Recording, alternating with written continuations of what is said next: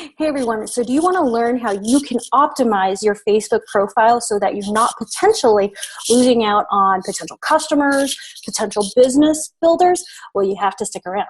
For those of you who don't know me, I am Jen Sullivan, and what I do is I coach MLM and direct sales entrepreneurs on how to get new customers, new business builders by leveraging social media without having to chase family and friends.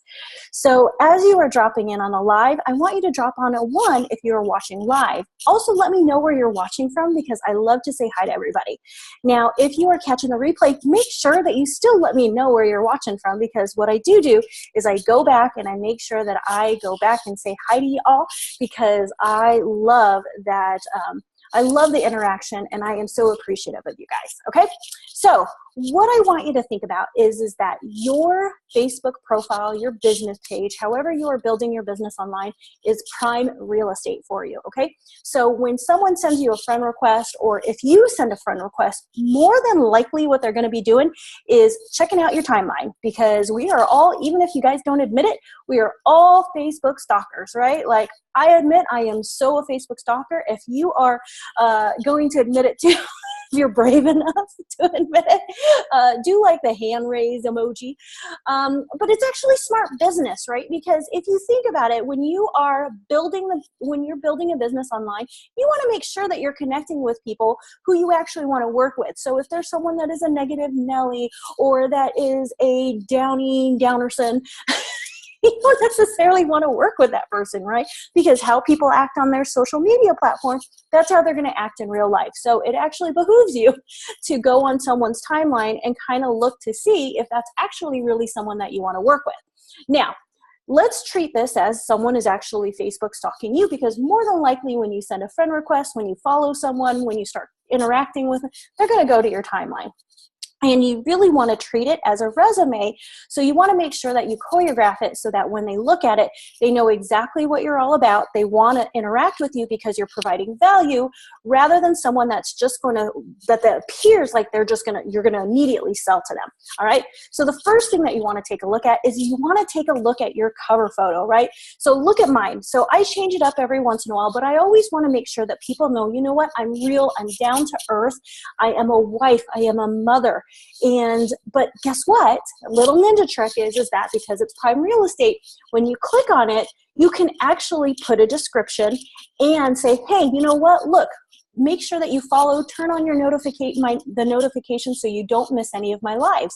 What I also include in here is that, hey, if you want to learn more about my 10-day social recruiting bootcamp, click the link below and I'll totally get information for you, right? So prime real estate for you.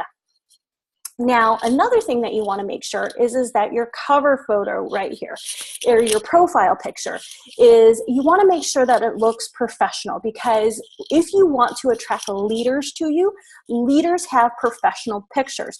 It doesn't have to be spend $1,000 on a professional photo shoot. You could use your selfie, your photo, your camera, and have a friend take a picture of you, but it needs to look professional and it needs to be of you, because if you just have pictures perhaps maybe of just your kids or a logo or maybe a cat or something, people are not going to take you seriously. They're just going to think that perhaps you're on social media just as not as a business, but maybe just interacting with people, okay? So you got to make sure that you have a professional photo.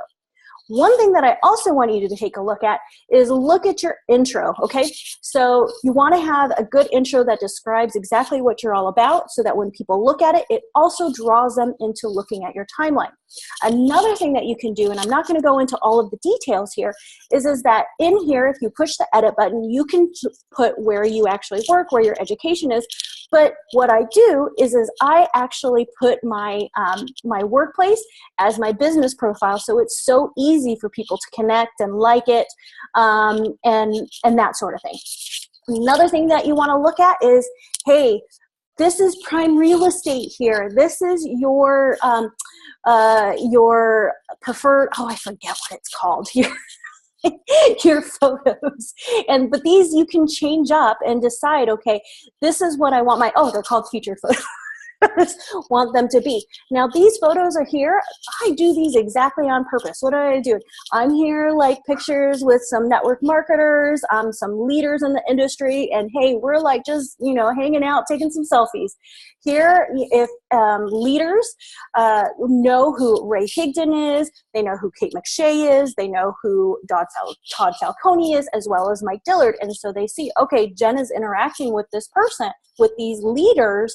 Well, I got to pay a little bit more attention, all right? So, but it can also be, it doesn't have to be just with being pictures with leaders. It can be that you're able to have fun with your family. You're able to go out with your spouse.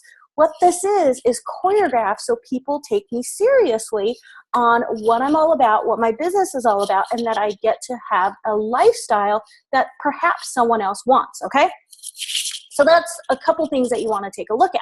The other thing that you want to take a look at is if you go into settings and you want to go into your privacy settings. So who can see your stuff?